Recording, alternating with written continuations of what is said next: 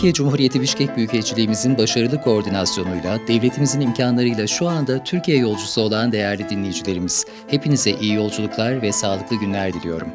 Sizlerden ricamız Türkiye'ye yolculuğunuz boyunca maskelerinizi çıkarmamanız, havaalanında, açık alanlarda dahil olmak üzere ve hatta mümkünse hiçbir zaman sigara içmemeniz, sosyal mesafeye dikkat etmeniz.